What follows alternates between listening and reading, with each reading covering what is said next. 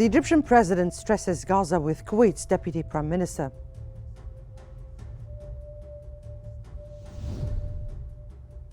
Egypt reaffirms commitment to Gaza ceasefire, detainee exchange and reconstruction plans.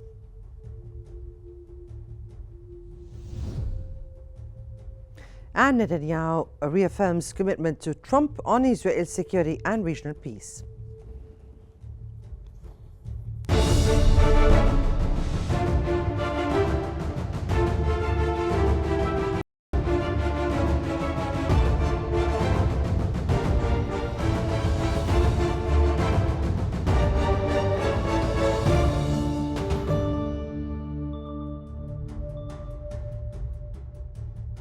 It's 4 p.m. Cairo local time and you're watching Qnews. We begin today's bulletin with the latest developments in Gaza.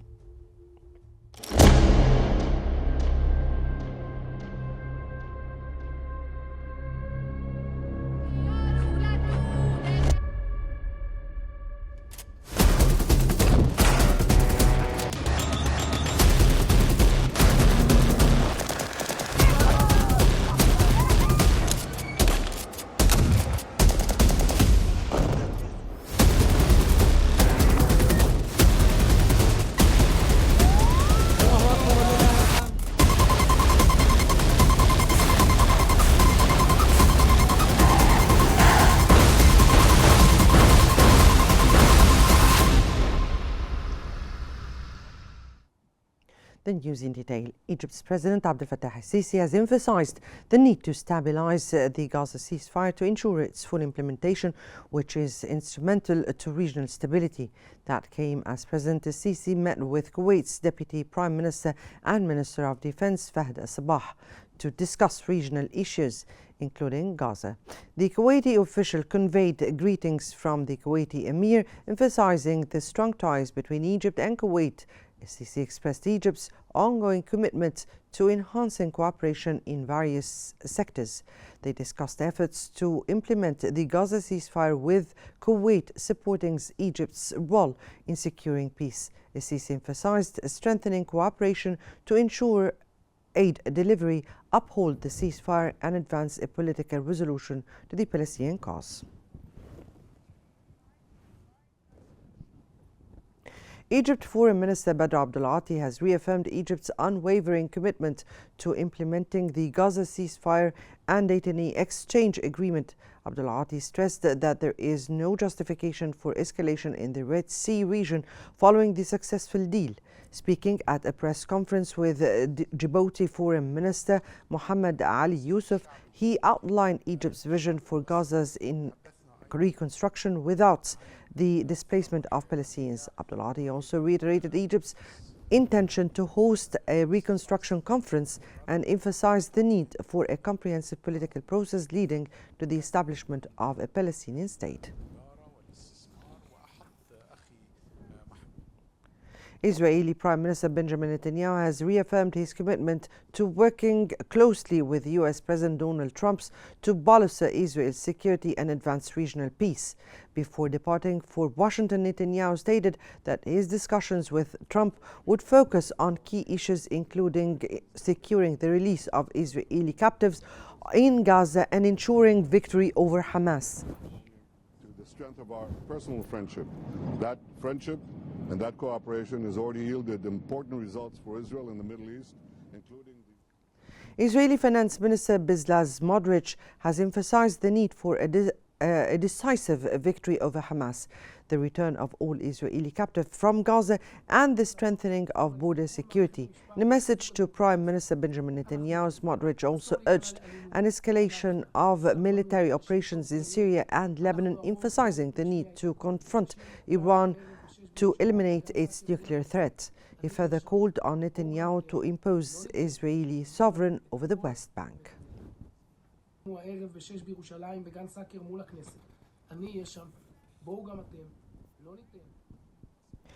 The Israeli Prime Minister's office has announced that Prime Minister Benjamin Netanyahu and Defense Minister Israel Katz agreed to appoint Yael Zamir as the new chief of staff of the Israeli military, replacing Herzi Halevi. Halevi, who recently stepped down, stated that Israel remains on high alert, especially in the West Bank.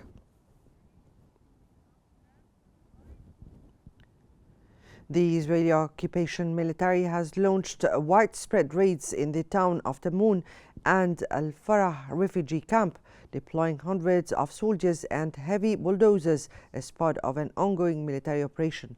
According to Qnews correspondent, Israeli occupation forces imposed a curfew in Tamun, southern Tubas, cut off the town's main water supply, and forced several families to evacuate their homes.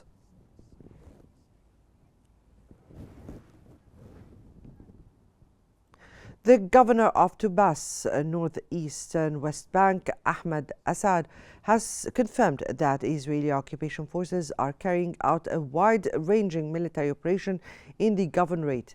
He reported that dozens of homes were evacuated and both water and electricity lines were cut off. Assad accused Israel of attempting to impose new realities on the ground in the West Bank.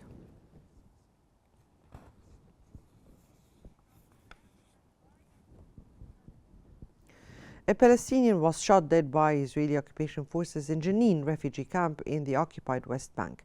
The Palestinian news agency reported that the death toll from Israel's attack on Jenin and its refugee camp has risen to 25 in the past 13 days, with dozens wounded. Meanwhile, the Israeli military confirmed it had targeted several locations in Jenin and Qabaliyah in an ongoing military operation.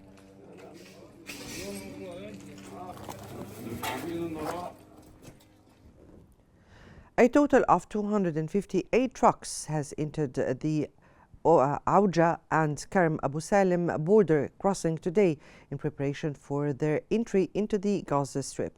Among them, 17 trucks carried fuel supplies, according to Al News correspondent.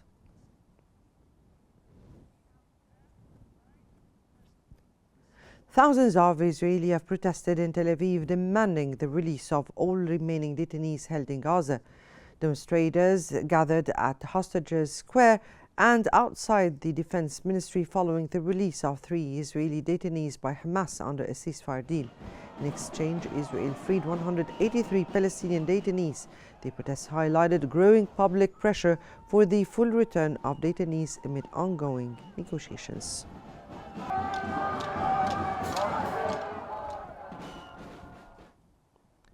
Arab foreign ministers have united in Cairo, affirming Palestinian rights, Gaza's reconstruction, and a path to lasting peace.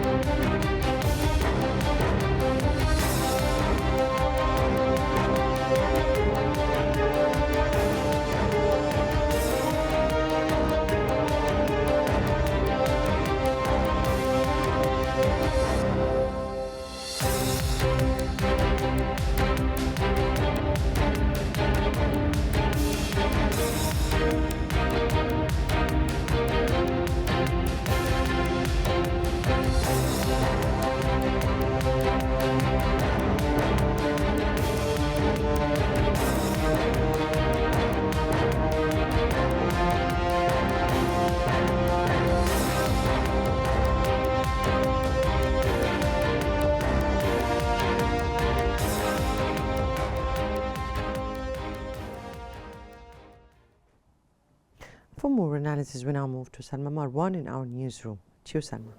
Thank you, Mona. And for further analysis on the situation in Gaza, we're joined from Cairo by Editor-in-Chief of Al-Shuruq newspaper and Egyptian Senator Ahmed El-Din Hussein.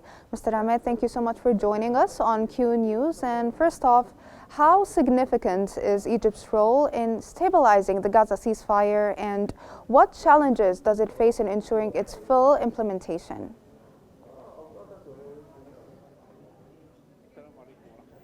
May peace be upon you. Greetings to you and to the viewers. The Egyptian role played in the Israeli-Arab conflict is pivotal since 1948, starting from the Nakba, and even when it practiced pressure on the Jewish. It was the most important state supporting such efforts. We went to 4 wars defending the Palestinian cause in 1948, 1965 and 73. And after the peace agreement with Israel, we went to negotiations and intensive efforts diplomatically and economically to solve the Palestinian cause. This is on the historical level, and since the beginning of the hostilities by Israel last October, Egypt has been the basic state supporting Gaza with humanitarian aid. It is the most state taking steps to stop the hostilities, which has been repetitive till the January 16th. These are the steps taken by Egypt. Very briefly, it is a pivotal role. Without Egypt, it is the essential neighboring country to Palestine, the main access to Gaza. In addition to the Israeli crossings, there are historical ties connecting the two peoples, the Gazans and the Egyptians, and related to the following days. We know that tomorrow the negotiations of the second phase will take place. The agreement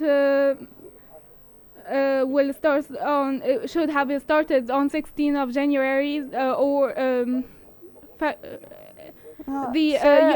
Sorry for cutting in, but reference to how Israel is expanding its military operations in the West Bank, how does this impact the prospects of maintaining the ceasefire in Gaza?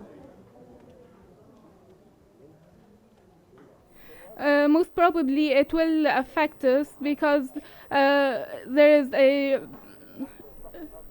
we think that Israel is agreeing to the ceasefire only to get the hostages from the Palestinian factions. It is also expanding or transferring the hostilities from Gaza to the West Bank to take control over the most area of lands, to expand the settlements, satisfying the far right in Israel, which sees the Gaza agreement the real serious danger here when the day after tomorrow Netanyahu meets with President Trump. They will listen, he will seek to get the US blessings to the full annexation of the West Bank, or at least the legitimacy of the settlements in the West Bank, which will take over the most area of the West Bank, or Israel will resort to more oppression and hostilities to push the settlers to take more area of the West Bank towards Jordan. Now, sir, you've mentioned that we're approaching the second phase of the ceasefire agreement. How does the detainee exchange agreement affect ongoing negotiations between Israel, Hamas, and mediating parties like Egypt?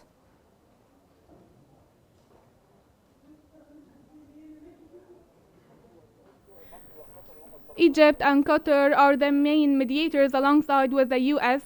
They are mediating in this cause in these negotiations. This is first.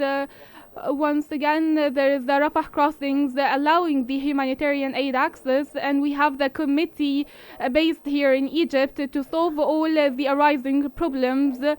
that might hinder the implementation of the agreement, and consequently this is highly important. Egypt is trying to convince the US to pressure Israel to go on with the 3 phases of the ceasefire agreement as planned, and move towards a peace process, and it depends on the US President Donald Trump and what he is planning, especially following the Jordanian and Egyptian rejection to the relocation of the Gazan population. We will witness tomorrow the negotiations in the White House that will take place for 2 days. Now, reference to the anticipated meeting between Netanyahu and Trump, if you can expand more on the broader geopolitical consequences of this meeting, particularly regarding Iran and the regional security.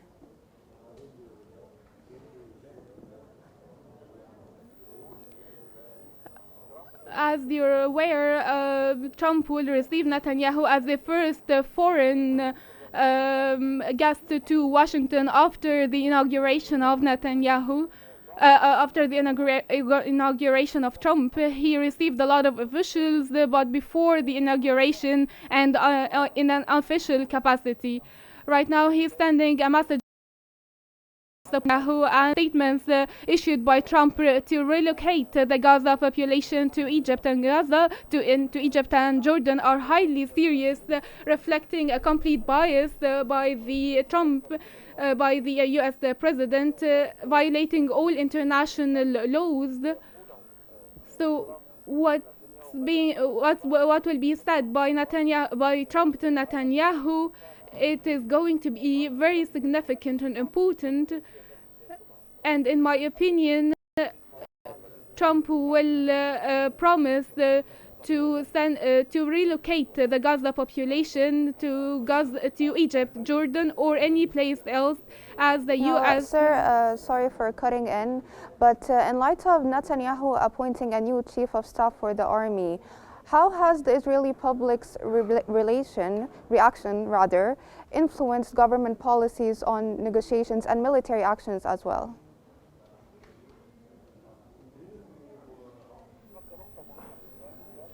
There is a very important thing here. They are taking great attention in bombing the nuclear Iranian efforts. Netanyahu takes special attention in appointing the highest number of officials in military positions who support him directly. We know that the chief of staff and before him you have Gallant, the Minister of Defense, were in disagreement with Netanyahu regarding different issues and matters, in addition to the heads of intelligence bodies in Israel, whether Mossad or Shabak, and so on. Netanyahu wants the officials who support him personally, which will facilitate the implementation of his policies. We know that the political level is the one issuing orders to the military institutions in Israel,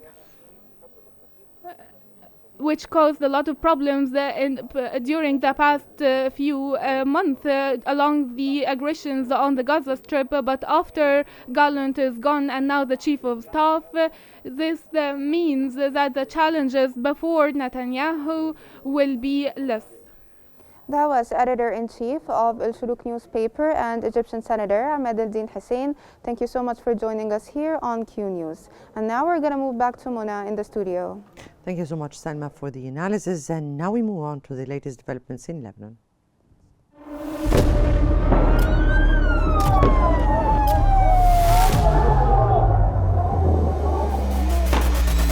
كل المستهدفين هن مدنيين. وضع شيء مرعب، شيء بخوف.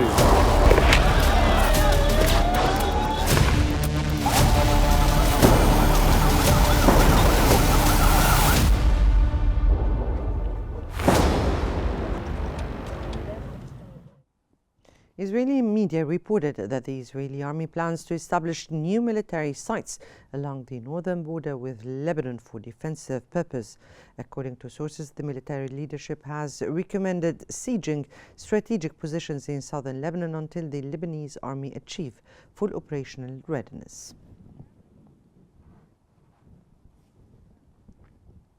Israeli forces fired live ammunition at a group of Lebanese civilians in the south town of Yaroun, preventing them from returning to their homes.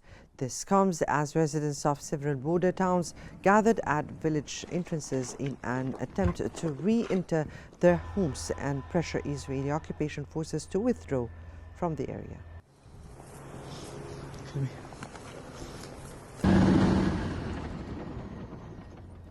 The Israeli occupation military has announced movement restrictions in southern Lebanon, warning that anyone traveling south could be at risk. In a statement, the army stated that it had repositioned forces in several locations in southern Lebanon, claiming it was part of a gradual deployment aimed at strengthening the Lebanese army and pushing Hezbollah further north.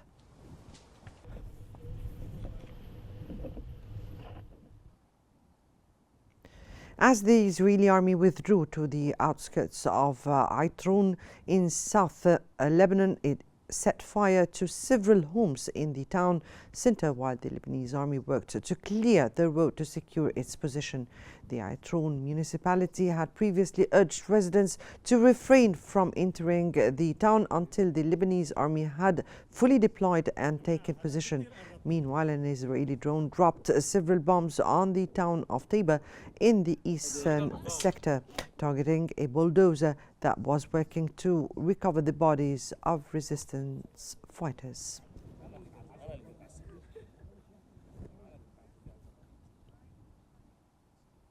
The director of the United Nations Agency for Palestinian Refugees in Lebanon has confirmed that the agency has not been impacted by recent U.S. funding cuts or an Israeli ban on its operations. Speaking at UNRWA's field of office in Lebanon, Director Dorothy Klaus stated that the agency is not currently receiving U.S. funding, and therefore the recent decisions related to the UN system have no direct effect on UNRWA.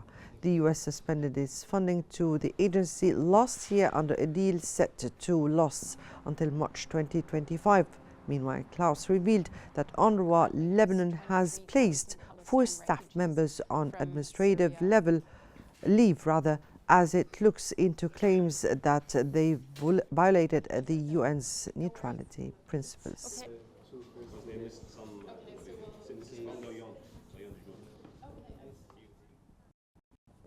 Now we move on to the latest developments in Syria.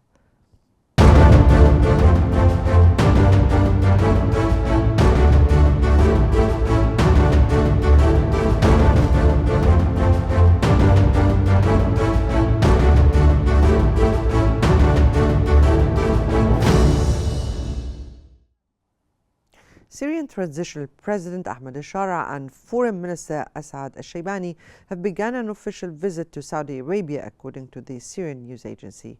This marks al-Shara's first foreign visit and his first official trip to Saudi Arabia. The visit is expected to include discussions on key regional issues of mutual interests.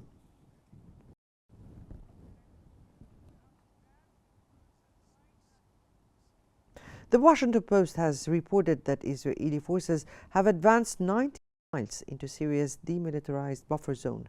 The report reveals that instructing military bases in the area with satellite images showing installations similar to those in the occupied Golan Heights.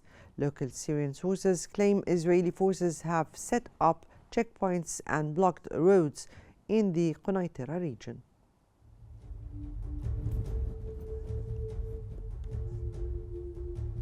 That brings us to the end of our news bulletin. Here is what we've been covering. The Egyptian president stresses Gaza with Kuwait's deputy prime minister.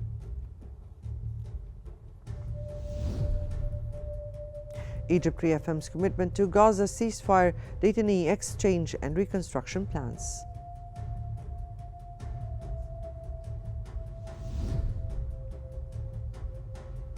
and Netanyahu reaffirms commitment to Trump on Israel's security and regional peace. This concludes our news bulletin for the hour. Don't forget to follow Q News on YouTube, Facebook, X, Instagram, and TikTok at Q News EGY to stay informed. Many thanks for watching and stay tuned for more updates on Q News.